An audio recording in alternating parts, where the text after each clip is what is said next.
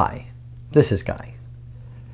Today I'm going to do a review of the Motion Luba 3000 robotic lawnmower. I know this is a long video, but please watch just the first few minutes of it, where I actually cover things I like and things I don't like about the mower. Only watch past that if you are actually thinking about buying one of these things, because the rest of the video is just going to show you how to assemble everything and get it all working. So today I'm going to cover things I like about the mower, things I do not like about the mower, unboxing the mower, assembly of the RTK station, assembly of the charging station, installing the app, how to manually operate the mower, creating a mowing area, creating a no-go zone, creating a channel, operating the mower, how to set up a schedule, and my honest opinion if this mower is worth $2,500. I'm going to have the video sectioned so you can jump to the specific area of interest to you. Before I begin though, I need to disclose that the company is compensating me for creating this video. That being said, I also want you to know that they in no way influenced any of my opinions about this robotic mower. They asked for an honest review of it, and that is exactly what they got. The company had absolutely no input whatsoever with regard to how this video was made. You may also be wondering what in the world a robotic mower has to do with pest control. After all, this is a pest control channel. Well, there are two basic reasons why I agreed to make the video. The first reason is that my channel costs money to make, so I do need to find ways to offset the costs. I have a long-standing policy, though, to never accept compensation from pesticide manufacturers. But since the mower is not a pesticide, I feel comfortable doing it in this case. The other reason is before you apply pesticides to your lawn, you should always mow first. Most of my viewers are over the age of 45, and about 27% of them are over the age of 65.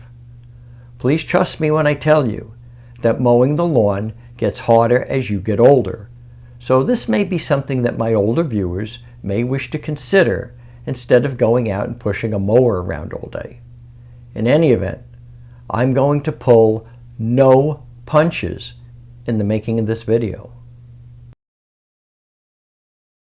I want to be perfectly clear that there are a couple of things that I do not like about this mower, but there are also many things that I really do like about this mower. Wow, I really love going out and mowing the lawn, said nobody ever. So the most obvious thing I like about this mower is that it mows the lawn for me. Let's face it, mowing the lawn is a chore. Not only is it a chore, but it's a chore where you need to go out every week, and it's most likely out in the hot sun as well. You may be soaking up lots of vitamin D, but you are also exposing yourself to a lot of sunlight that may result in health issues in the future, which could even include skin cancer. If that isn't bad enough, mowing the lawn is loud, so you should be wearing hearing protection. Oh yeah, that makes mowing the lawn a lot more fun. Now you're out in the hot sun and you have something covering your ears as well. So now you're out there sweating away in the blazing hot sun while wearing a hat, glasses, hearing protection, and you're probably bathed in sunscreen as well. It's the kind of thing that makes people look forward to going back to work on Monday morning. So yeah, I love the fact that this robot mows the lawn for me. Let me be clear though. You need to think about this mower differently. Most of us are stuck in our mower paradigm about what we think a mower should be. But when we think about mowing the lawn, we usually think about it as doing it as quickly as we can because, well, it's a chore. That's why when my neighbors were watching this mower working, they always remarked that it mows too slowly. My reply to them was always, why does it matter? Mowing the lawn quickly matters if you're out there actually doing it. But why does it matter if you're sitting on the couch, sucking down a beer and watching the game? It's kind of like having one of your kids out there mowing your lawn for you. Who cares if it takes them 3 hours to do what you could have done in 30 minutes? The point is that the lawn is just as mowed either way. The beauty of this mower is that you can even mow your lawn at night. Now, I don't think all the sensors and everything work at night, but the bumper does, so it will not get into too much trouble. I have used it at night, and it seems to work perfectly fine. Remember, it is guided by a GPS signal, which brings me to something else that I like about this mower. It is very quiet. So quiet that you actually need to listen for it just to make sure that it's actually running. I routinely mow my backyard at night, and I cannot hear the mower running at all from inside the house. So, who cares if the mower is operating slowly? In the morning, you are going to have a nicely mowed lawn, and the mower will probably be resting peacefully in the charging station. In that same line of thought, you can't help but love that when this mower gets low on battery power, it will return to the charging station and dock itself with no assistance from the owner. After it recharges, it will go back to mowing the same area that it was before, and it will pick up right where it left off. When it is done mowing, it will return to the charging station. Further, you can set this thing to mow your lawn on a schedule. That's right. You can set a schedule so that the mower knows what days and times when it should mow a different task area. It's kind of like having your own gardener taking care of your lawn for you on a fixed schedule. Now, one of the first things you will notice about this mower is that it has an impressive mowing deck that is 15.7 inches wide. If you couple that with the fact that you can change the mowing pattern, it will produce some pretty impressive results. The mower can also navigate some pretty steep slopes, although I was unable to test that feature because, well, I live in Florida. This is not exactly the Rocky Mountains around here. I also like that the mower does not take up any storage space. Unlike a traditional lawn mower that is best kept out of the weather, this mower is very happy to be left out in the rain. It is literally waterproof. It will even mow in the rain if you ask it to, but I don't think that's the best idea. Another thing I like about this mower is that it is low maintenance. If you mow your lawn every 2 or 3 days, the mower requires very little maintenance. I think it is a good idea to hose down the mower once a week and maybe wipe it off with a soft cloth. Also, I think you are supposed to replace the mowing blades every 4 to 6 weeks, but I suspect that how often you really need to change them will depend upon how many hours the mower has been in operation. The mower is also incredibly powerful. You wouldn't think it to look at it, but that 4-wheel drive mower will really dig into the lawn, so it is very hard to get it stuck. That doesn't mean it can't happen, but most of the time, the mower will get itself out of any situation it gets into. The mower is also loaded with a lot of safety features as well. If a child, dog, cat, squirrel, or whatever else may get in front of the mower, it will stop, change direction, and go around whatever it is. At least most of the time. I will get into that a little bit more when I cover things that I do not like. For the most part, though, this feature works very well. Another thing I really like about this mower is that it is easy to set the guidelines for where you want it to cut. To create a task area, all you need to do is drive the mower around the perimeter of the area you wish to be mowed. It is really very easy to do. Likewise, it is very easy to set up no-go zones so that the mower doesn't try to mow areas that you don't want mowed.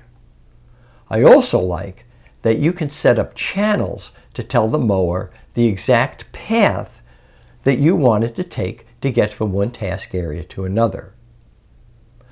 I'm not sure about this, but I think the manufacturer claims that the mower will operate for 3 hours on a single charge. I can tell you that I did not get anywhere near that much mowing time out of the mower on one charge.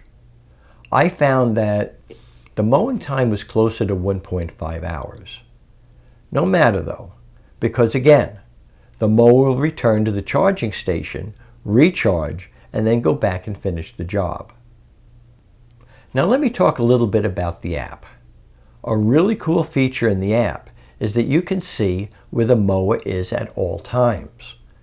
It even has a first-person view mode so that you can actually see what the mower is seeing as it is mowing. So, I really have to say that I'm quite impressed with the way the mower operates. The company clearly put a lot of thought into this machine. Without any question, there's a lot to like about this mower. But there are also a few things that I do not like about it, or that can stand improvement. Now, these are in no particular order of priority. Even though the mower requires very little maintenance, you do need to turn it over and clean the blades every couple of days. The blades do get jammed up with grass, particularly if you are mowing when the lawn is wet. You can mitigate this to some degree if you cut the lawn more often. I found that if I mow the lawn every other day, then it is very easy to rinse off the cutting blades just by using a garden hose. If you let the grass get too long, then you may need to actually remove the blades to clean the grass out from them. Also, the blades need to be replaced fairly often, and I consider them to be somewhat pricey. At the time I made this video, a set of blades cost about $25, and you are supposed to replace them every 4 to 6 weeks. Now, I have not had time to try this yet, but I'm going to try to sharpen them. My plan is to try sharpening them with a rotary Dremel tool and a sanding disc. If I'm successful, then I will make a note of it in the description. Another thing that I don't like is that the mower can lose connectivity when it gets under trees. Fortunately, I don't have any trees, but that may be a problem for those of you who do. Trees or not, I found that the mower routinely loses a connection when it gets too far away from the RTK station. Also, you may have problems if you locate the RTK station too close to the house. It is my understanding that if you use the wall mount bracket and mount the RTK station above the roof, this will greatly help with those problems. Unfortunately, the bracket is not long enough to get past the overhang of my house. So, one of the improvements that I would like to recommend is that they make the wall bracket adjustable. I would like to be able to adjust the horizontal length so that it can be adjustable from the wall out past the overhang. Also, I think it would be a great idea to have an extension pole available so that you can increase the height above the roof. I do not know if this is going to solve the problem or not, and I was not able to test it because I did not have time to modify the wall bracket. I ran into a couple of problems with the mower, so I contacted tech support. I was kind of hoping that I could simply call and get somebody on the phone. No such luck. While I did get somebody on the phone initially, they told me the problem is too complicated for them, and they suggested that I contact tech support. I asked them for the phone number, and they told me that there is no number for tech support. You need to put in a help ticket. I was not particularly happy with that because that means there will be a delay in getting some sort of assistance. Anyway, I submitted a help ticket, but I didn't find them terribly helpful. They pretty much suggested things that were already in the help videos. I was left with the impression that tech support was staffed by people who were just kind of reading the setup guide and not actually technicians or engineers that were really familiar with how the machine functions. In other words, they didn't seem to know much more than I did.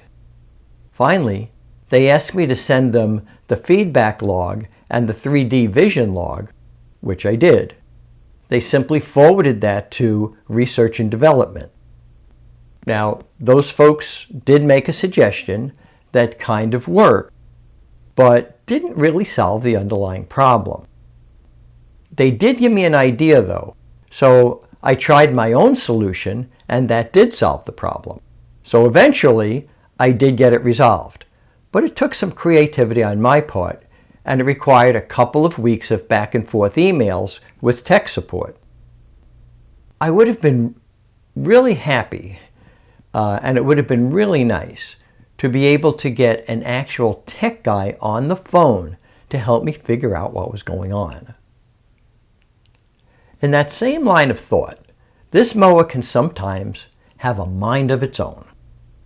The problem I was having with it is that it was taking a shortcut to the charging station instead of using the channel that I set for it. Well, I was able to get this resolved, but it became clear that you do need to make sure that the mower is doing what it is supposed to do before you just cut it loose on its own. The warranty period is 2 years. The warranty is not exactly clear to me, but it appears as if the tires are not covered under the warranty.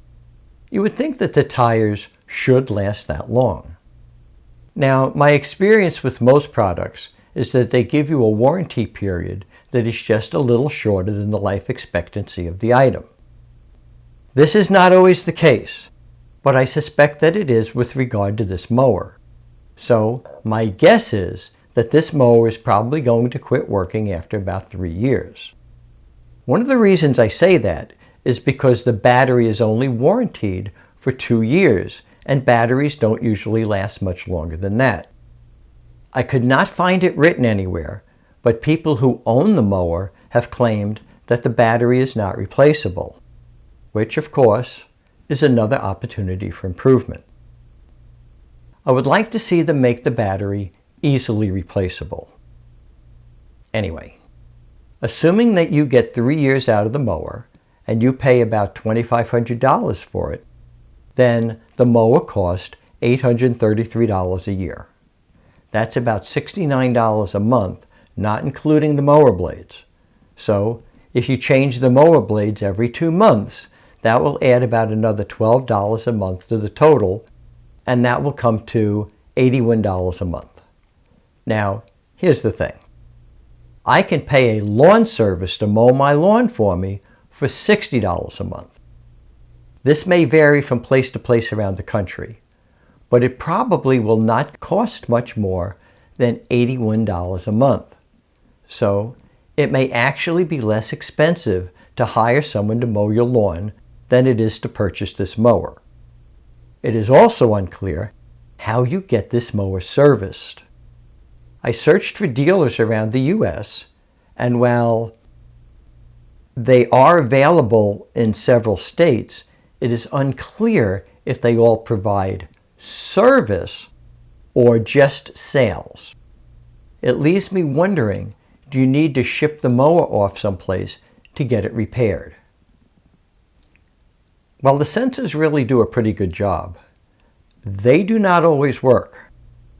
If you mess with the mower enough times, you can get it to run over something. I kept throwing an aerosol can in front of it to simulate a small animal, and eventually it did run over the can. On hindsight, letting it run over an aerosol can may not have been the smartest thing I ever did.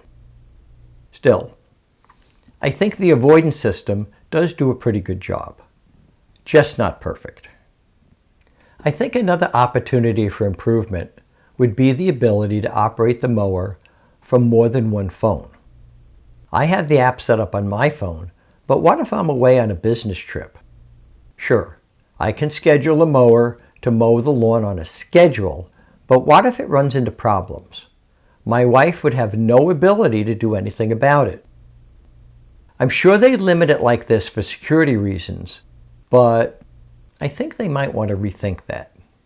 Also, I found the controls on the app to be somewhat sluggish when the mower was not in motion. This could have been a problem with my Bluetooth connection, but in any event, I would have liked to see an option for a handheld controller, much like an expensive drone would have. So instead of relying on a Bluetooth connection, the controller could be in radio contact with the mower. This would also make it possible for someone else to operate the mower without the need for them to also have the app on their phone. While we were on the security topic, I don't think the mower has enough security options. If someone steals the mower, you do have the ability to track it if the thief turns it on. Okay, so now you know where the mower is, but how do you get it back? Maybe in some countries the police can simply walk into anybody's home they wish and at any time they wish, but here in the US, that is not the case. Here the police would need to get a search warrant. It is unclear if a judge would grant a search warrant just based on the fact that I report that the mower is located at somebody's house. That notification on the app may not be sufficient to persuade a judge to grant that search warrant. I don't know the answer to that for sure, but it is questionable. It is also questionable if the police will put sufficient resources into the recovery of the lawnmower. So, at the end of the day, recovery of the mower may rest on your ability to talk the thief into just giving it back. That means you need to ring the doorbell or knock on the door and ask for the mower back. This may come with some degree of risk. I tried stealing the mower to see what would happen. The answer was pretty much nothing. I received a ding sound on my phone like I was getting a text message. If I opened the app and looked, it had a message in my notifications that the lift sensor was triggered. That's it. The robot was talking to me while I was stealing it, advising me that the front wheels were off the ground and that sort of thing, but no sirens or warning messages or anything like that when I removed the mower from all assigned task areas. Virtually nothing that would deter a thief from stealing that mower. Anyone could have easily picked it up, put it in their car, and took off in less than a minute. I would much prefer to see the mower do something like this. Warning, warning, GPS activated. Put the mower down. Police have been notified. Warning, warning, GPS tracker activated. Put the mower down. Police have been notified.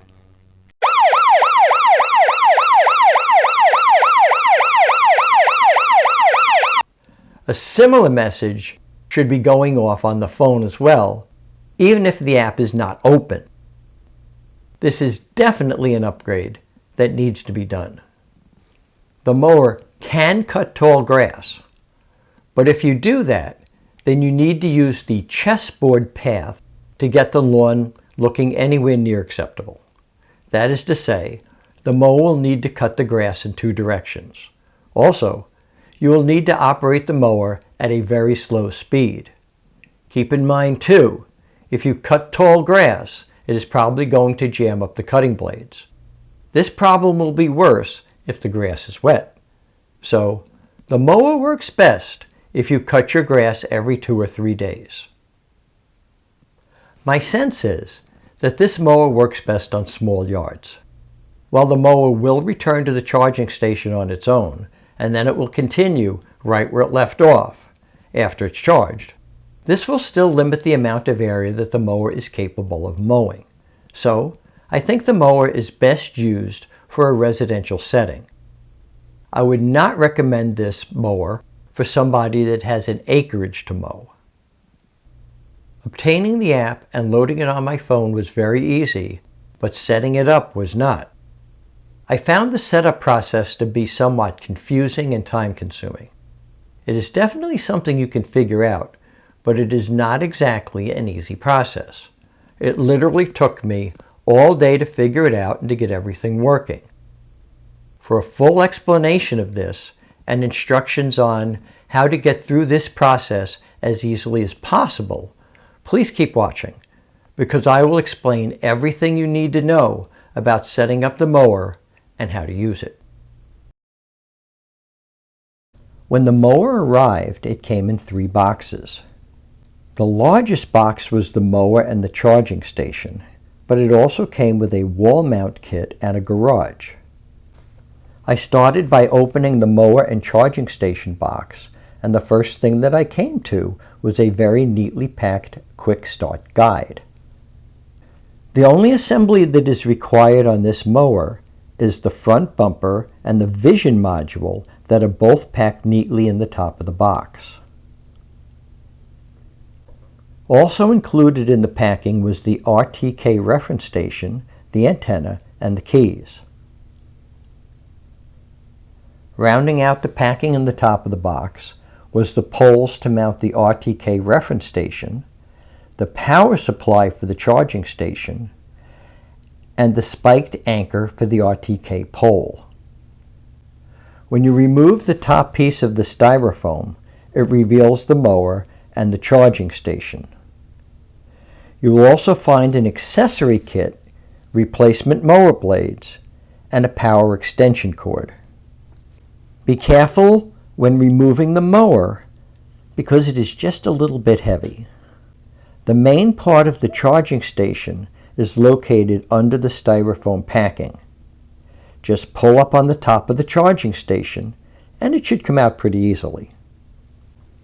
After getting the mower out of the box, I can tell you that the machine is made pretty well.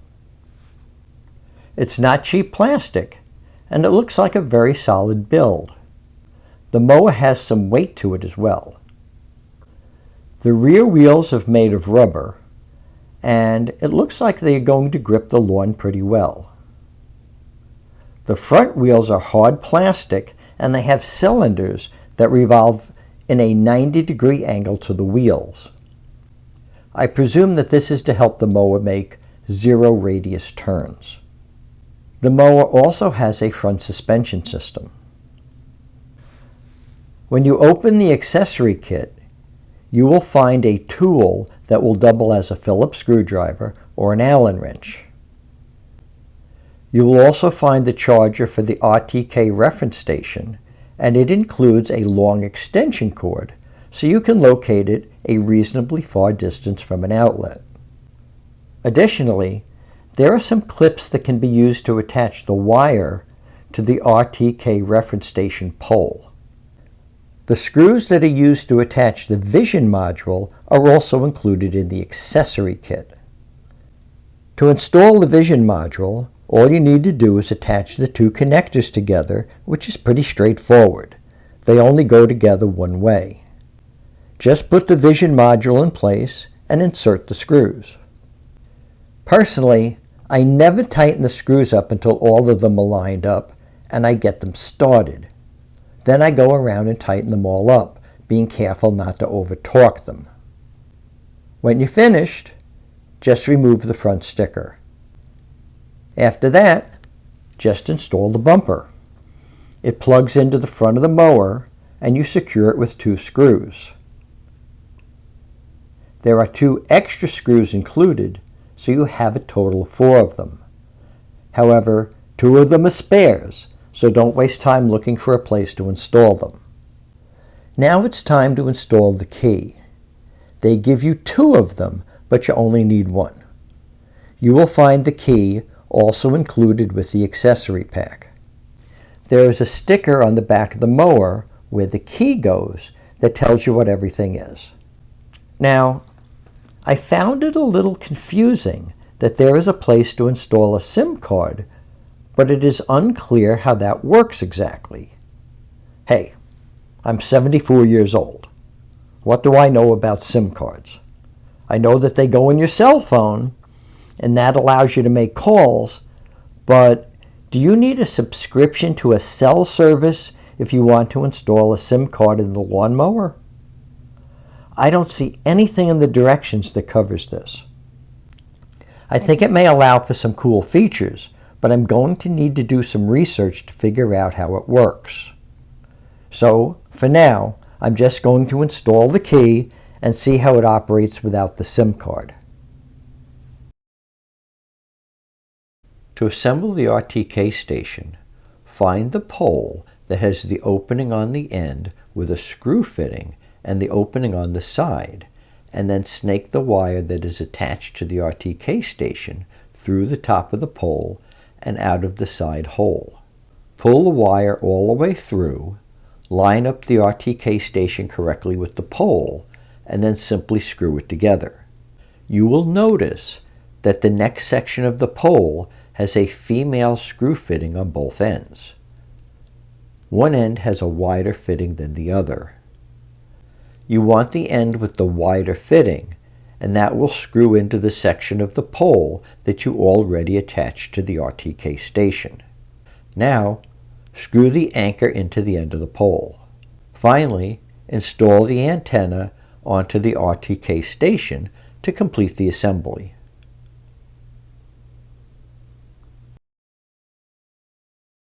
One thing that I found out fast with this mower is that it will tear up bare ground really fast. So, I'm planning to put down some paving stones under the charging station and in front of it. But for now, I'm going to leave it as is and just get on with making this video. The power supply plugs into any standard 110 volt ground faulted outlet. There are attachment holes on the top of the unit in case you want to mount it to the wall. Attaching the power cord to the charging station is quick and easy. Simply guide the wire down through the top of the stake hole and run the cord under the charging station. There are two wires located inside the charging station. One is for the power cord and the other is to connect to the RTK station. You can't go wrong because only one of these wires is going to work, and you will know the one because the wire that is coming off the charging station looks very similar to the power cord wire. If you look closely at the wires coming out of the charging station, you will notice that they are very different. Don't worry. If you accidentally select the wrong one, you will not be able to connect them. The connections are totally different. Just snake the power cord up through the hole in the bottom of the charging station and pull it out of the door above the bottom of the station. Then, simply connect the two cords together. You can't mess it up because it only goes one way. Then, neatly place the wires back into the compartment. Next, place the insert that has the notch on the side into the stake hole. This will keep the wires securely in place. After that, just place the charging station on a level area and you are ready to secure it to the ground. To secure the charging station to the ground, they give you screws that are designed to grip into the dirt. There's also a big Allen wrench that you can use to screw them in. There are 5 holes that require these screws. Only screw them down into the ground until they are flush with the top of the charging station. If you over-torque them, then they may not grip well. So, just tighten them down until you get slight resistance. Now you can go ahead and install the garage. There are 2 nuts that are attached to screws that simply screw into the back of the charging station. I had a little difficulty with this the first time I did it because the screws are very loose and there is nothing keeping them securely held into the nuts that you need to turn to secure them. My solution to this was to simply take an Allen wrench and push it into the opening in the back of the nuts, and that will hold the screws in place while you tighten up the nuts. After the screws catch into the threads, then you no longer need the Allen wrench. Now, just push the RTK station anchor down into the ground with one of the prongs located in the hole near the back of the charging station. Please note that the RTK station does not need to be located near the charging station. You can locate it any place where you get the best reception, as long as there is a 110-volt ground fault protected outlet available. All you need to do now is put the mower into the charging station and let it fully charge before you start to use it. My mower arrived with absolutely no charge in the battery whatsoever, so I had to manually place it into the charging station. Since this is the second location for my charging station, I was simply able to give it a command to return to the charging station on its own.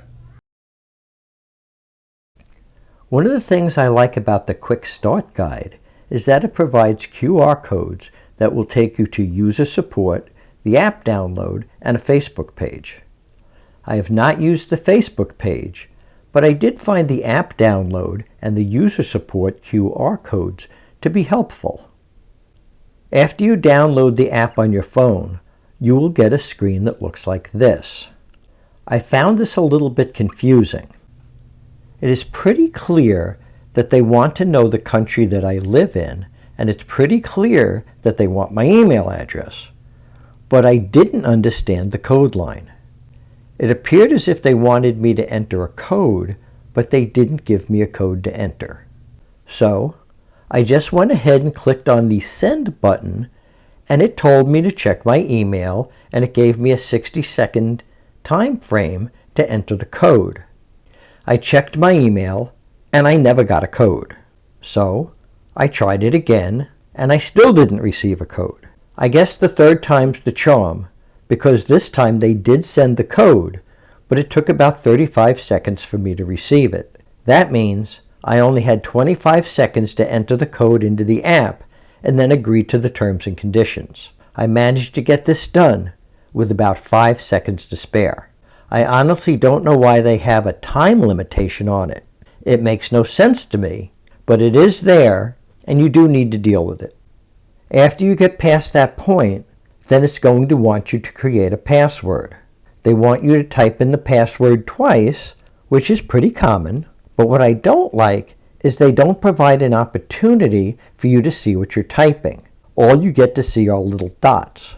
So, if you type the password incorrectly on one of the lines, you will not know where you made your mistake.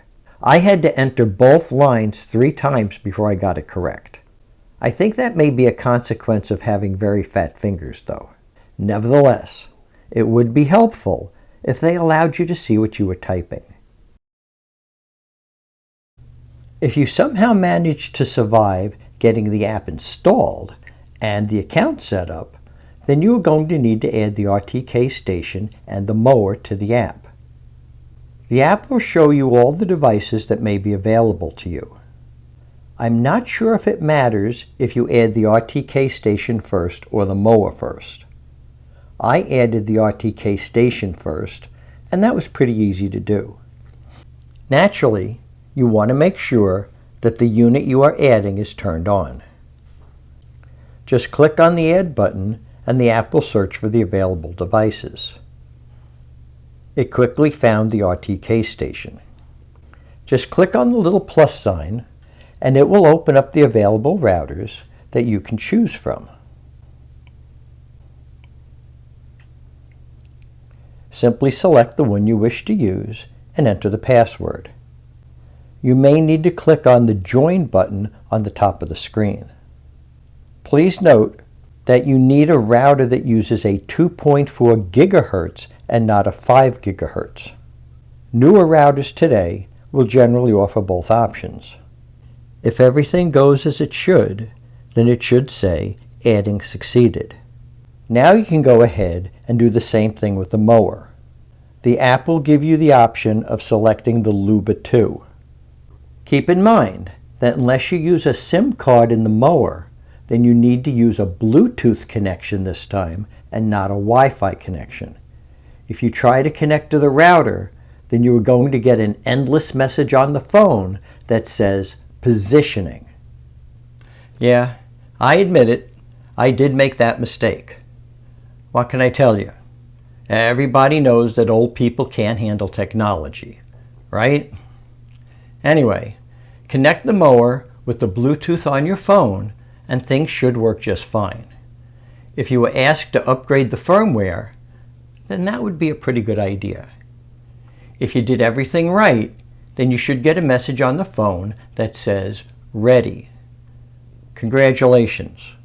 If you managed to get this far, you are now ready to actually use the mower. I promise, this part is a lot more fun. That is especially true for me because I was hired to really put the mower through its paces, and that is exactly what I did. You can now drive the mower from one location to another using the manual mode. When you open the app, just tap on the mower. Then, tap on the manual icon. Now you can drive the mower and steer it with the control buttons on each side of the screen. Please note the up and down arrows on the left side of the screen. These are used to make the mower go forward and backward and to adjust the speed that you wish to go. The further you push forward on the control, the faster the mower will move. You can preset the maximum speed that the mower will operate by tapping on this icon on the right side of the screen. You can also ask the mower to return to the charging station by tapping on the icon above it. To make the mower turn, simply use the arrows on the right side of the screen. The more you push to one side or the other, the faster the mower will respond. Please note that I found the controls to be somewhat sluggish if the mower was not moving. This may be a problem with my Bluetooth connection or my phone, but it could also be an inherent problem with the mower as well. I have no way of knowing. It's not a major problem though, but something you may want to be aware of. By using these controls, you can move the mower anywhere you wish. If you would like to manually mow and guide the mower yourself, then simply click on the red icon that says Manual. This will activate the mower blades after you agree that you promise not to be an idiot. Just move the slider to the on position. Now you can drive the mower around while the blades are operating.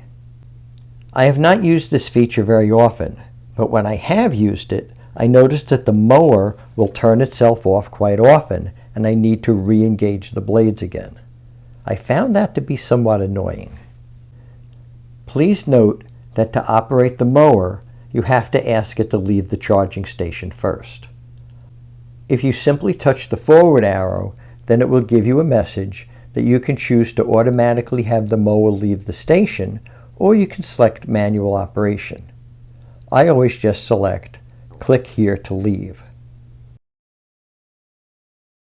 Unless you enjoy walking behind an extraordinarily slow mower in the hot sun all day, then you may want this robot mower to actually mow the lawn all by itself. Well, I can assure you this is no problem, and it really is pretty simple to do. Start by opening the app. As always, click on the mower icon. Now, click on Map. Next, click on Create, and then click on Area. You will now receive a strange message asking you to ensure that the task areas are clear of wires to allow the uninterrupted work of the robot. I'm not sure what that means, but I'm guessing that if you had a previous robot mower that used wire as a perimeter, you may need to remove it.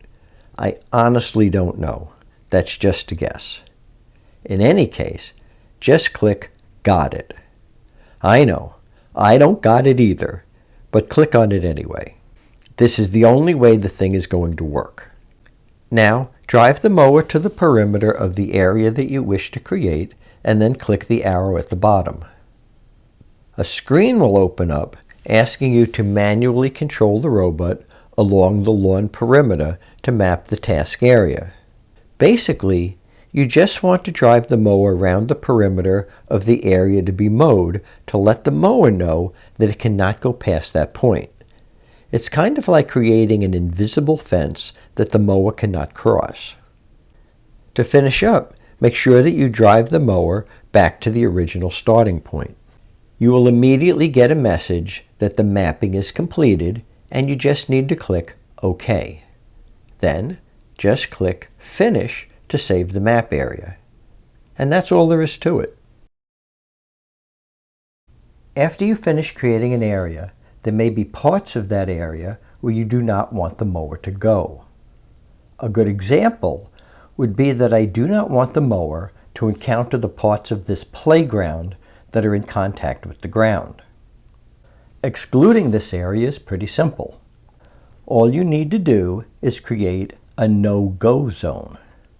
In this example, I'm actually going to create 4 no-go zones because there are separate parts of this playground that I do not want mowed. So I'm going to create a no-go zone around each of the A-frame legs, the ladder, and the rest of the playground set. Just like creating an area, simply open the app and click on the mower. Then click on Map, and then click on Create, and then click on No-Go Zone. Now you will see a message reminding you of what a no-go zone is and an animation showing you how it's done. Just click on Got It. Now you'll get a message asking you to manually control the robot to the target task area to add a no-go zone. All you need to do is drive the mower to the point where you wish to start creating the no-go zone and then click on the arrow. This will open up a screen that will ask you to manually control the robot along the lawn perimeter to map the task area. To do this, simply drive the mower around the area where you do not want the mower to enter. In this example, I am actually creating 4 no-go zones, but I'm only going to do 1 just to show you how it's done. After mapping the first one, then you would simply go to the next area and repeat the process. To complete a no-go zone, make sure that you drive the mower back to the original starting point. When the mower reaches the starting point, you will get a message advising you that the mapping is completed and you should click on the check mark to save it. What they mean to say is click Finish. So just click OK and then click Finish. That's it. Nothing to it. Now that you have task areas created and no-go zones created within those areas, you need a way to connect those areas together. I mean, you wouldn't want the mower to decide on its own how it should get from one area to another because it may decide to mow right through your garden. Also, you would not want the mower to cross a driveway and crash into your car. This could cause damage to both the car and the mower. Fortunately, there is an easy way to tell the mower the exact path you want it to take to get from one area to another. This is done by creating a channel. A channel is simply a path or route that you want the mower to take to get from one area to another. In this example, the car is always parked where you see it now. So I'm going to create a channel that is well behind the spot where the car is always parked. Now, even though the mower should stay well clear of the car after the channel is created, keep in mind that you should always visually check to make sure nothing is in the way before activating the mower. You never know if one of your relatives just pulled in and is parked right in the channel. Creating a channel is pretty straightforward, and it is going to look very familiar to you by now. As was the case with creating an area and a no-go zone, you are going to open the app and click on the mower. Just like before, you are going to click on Map. Also, just like before, you are going to click on Create. This time, though, you need to click on Channel. A box will open up to explain what a channel is, and there will be an animation to show you how to do it. Click Got It, and a screen will open up asking you to manually control the robot into a task area first, and then click on the arrow to add a channel. Simply drive the mower to the spot where you wish to create the channel, and then click on the arrow. You will then get a screen that asks you to please control the robot from one task area to another to add a channel. This is pretty straightforward. Just drive the mower into the next area that you are creating the channel to. Soon after the mower gets into the new area, it will stop, and you will get a message that says that the mapping is completed, and please click the check mark to save it. What they really meant to say was to click Finish. Congratulations! You can now cut this baby loose and let it mow your lawn. Now that you have gotten through the hard part, it's time to have some fun with the mower. That is to say, you can actually start to mow your lawn now. I'm sure that it comes as no surprise by now that you need to click on the mower. When the next screen opens up, simply click on Mow. A screen will now pop up that reminds you to remove toys, wires, branches, sticks, etc., and to ensure that there are no children or pets present on the lawn. In other words, they're reminding you not to be stupid. Hey, you can't really blame them. Some people absolutely cannot resist being total idiots. The truth is, though, that it's probably a good thing. If people stopped doing stupid stuff, it would put a whole lot of lawyers and emergency rooms out of business. So, I suppose it's good for the economy. However, it is not so good for the mower, so it would be a good idea to check the areas that you wish to mow. Anyway, just click Got It, and a screen will open up so that you can select the specific task areas that you wish to have mowed. Just check the areas that you want to mow and then click Confirm. A task assignment screen will now open up that will give you all sorts of options for how you want the mower to operate. At the top of the screen, you can select the frequency. You can specify whether to mow now, mow weekly, mow on a specified date, or mow on a fixed interval. I'm not going to cover all these options due to time limitations, but I would encourage you to play with them a little bit to see how they work. For now, I'm just going to select Now. You can also select the cutting height, which ranges from 1 inch to 2.8 inches. I cannot imagine mowing the lawn 1 inch long, but that option is available. I don't know. Maybe it's good if you are mowing a putting green or something. In fact, I probably would have liked the height to be a little longer. Anyway, 2.8 inches is the highest you can go. You can also adjust the task speed. This is the speed at which the mower operates. As you might imagine, the slower the mower operates, the better it cuts. However, the mower will cut pretty well at a higher speed if the grass is short. So, if you cut the grass just once a week and you let it get kind of long, then you want to mow at a very slow speed. However, if you let the mower cut the grass every couple of days, then you can operate the mower at a much higher speed and achieve the same result. Now, you might think that mowing just once a week would reduce wear and tear on the mower, but I suspect that mowing more often would actually reduce wear and tear on the mower. If you click on the little down arrow, even more options are going to open up. Here you can select the cutting path mode that you wish the mower to use. After using this mower quite a bit, I can tell you that if your grass is long, then you must use the chessboard path, and you must use a very slow mowing speed if you want a reasonably acceptable result. The chessboard path will mow in one direction, and then it will mow in the other direction as well at a 90-degree angle. Obviously, this is going to take a lot more time, which is why I suggest that you mow the lawn every couple of days instead of once a week. If you mow every couple of days, then you can select the zigzag path, which will mow a lot faster because it is only mowing half the time, and you can operate this at a much faster speed. Feel free to play around with all the other settings as well. I always just leave the mower on the default settings for the cutting angle. If you scroll down a bit, even more settings will be available. You can set the path spacing at whatever you like, but personally, I just like to use the default setting for that as well.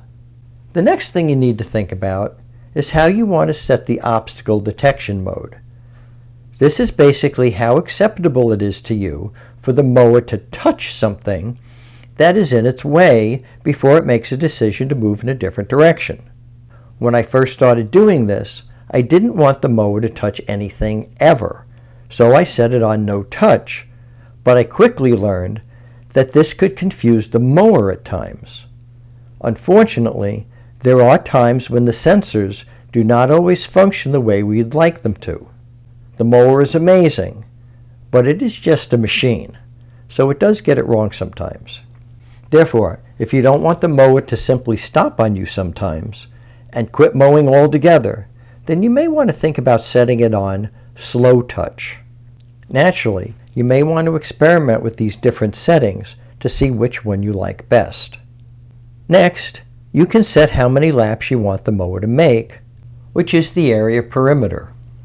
The mower defaults on 3, but you can experiment with what works best for your particular conditions. If you scroll down a bit more, you will see even more options. Hey, they sure do give you a lot of options, don't they? Here you can select how many laps you want the mower to make around the no-go zones.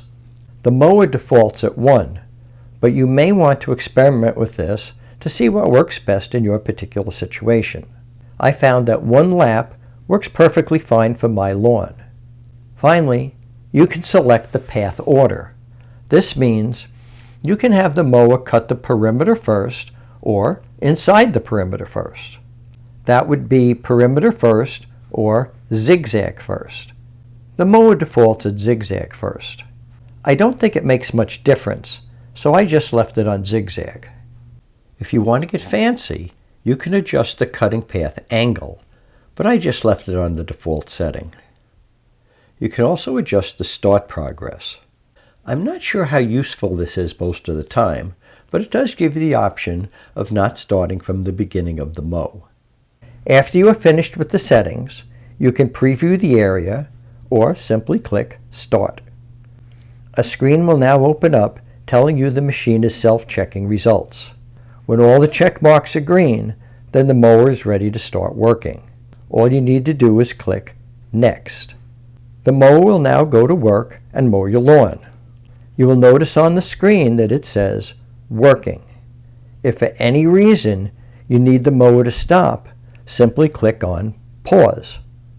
If you would like the mower to stop altogether, then click on End. Otherwise, you can click Continue. You can also tell the mower to recharge, or you can operate the mower manually. If you tell the mower to end, then you will get a screen that will remind you that you will lose all task data from mowing this area. This sounds a little intimidating, but all it means is that if you wish to mow this area again, then it will need to start from the beginning, and it will not start from where it left off. Simply click on Confirm, and the mower will stop working. If you would like the mower to return to the charging station, just click this icon. By the way, it is perfectly okay to operate the mower at night. Another really nice feature about this mower is that you can schedule ahead of time when it is going to mow, so you don't need to remember what day the mower needs to mow each task area. As always, when you open the app, just click on the mower. Next, click on Tasks. The Don't Be Stupid screen will open up again, asking you to, well, not be stupid. Just click on Got It, and a screen will open up asking you which task areas you wish to schedule. Simply click on the ones you want and then click Confirm. On the top of the next screen, you will have a list of the available frequency options. The default option is Mow. If you leave that option selected, then the mower will operate immediately. So to schedule it, you need to pick one of the other options. You can choose weekly, a specified date, or fixed interval. Since I like to mow every other day, I like to use the fixed interval. However, since I think most people would like to schedule mowing on a specific day, I will show you that option. Click Start and a screen will open up so you can select the day and time. Simply select the days you wish the mower to operate and the time. Please note, that the mower uses military time. As with any time you are using the mower, it gives you the option to select the cutting height. When you have all that set, just click on Save. A tip screen will open up asking you to control the robot to a task area. I don't know why they do that, because it serves no purpose, but all you need to do is click Ignore and Continue. That's it. A screen will now open up confirming that you successfully scheduled your task. Okay, please be perfectly honest with me.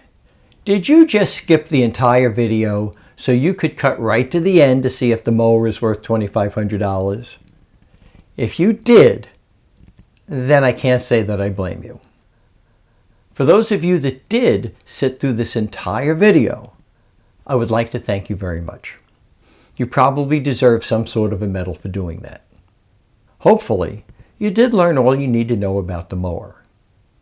Anyway, let me give you the bottom line. $2,500 is a lot of money for a mower. However, I think it could make sense for certain people in certain situations. But I don't think this mower is for everybody. I mentioned fairly early in the video that my guess is the life expectancy of the mower is about 3 years. So that comes to about $81 a month, including the mower blades. As I've already pointed out, you can probably get your lawn mowed for you for about the same price per month or less. So for somebody like me that doesn't really care too much about how their lawn looks, purchasing this mower does not seem to make a whole lot of sense at this price point. However, if you are somebody that is very particular about how your lawn looks, you should also know that this mower does a fantastic job of making your lawn look good. It really does a pretty job. So, if you're fussy about the way your grass looks, this could be a smart purchase for you. It also gives you control over when your grass is mowed, which of course is one of the reasons I agreed to make this video. So, the bottom line here is, for me, I would not spend $2,500 to purchase this mower. But for some people, it may make sense. Of course, that begs the question, at what price point would it make sense for me to purchase this mower? The answer to that question is that it must cost less than $60 a month, because that is what I am paying to have somebody mow my lawn now. If you do the math, you will find that if the mower were to sell for $1,500, and assuming that the mower lasts 3 years, then that will cost a little less than $54 a month, including the mower blades. I would not be saving a lot of money by purchasing the mower, but let's face it, this thing is really cool. Now, if the price point was $1,200, then this would be a no-brainer for me. In other words, I think the company is selling the mower for about twice what it would be worth to most people. Anyway, while I cannot speak for anybody else, that is how it seems to me. Thank you so much for watching. Be well, my friends.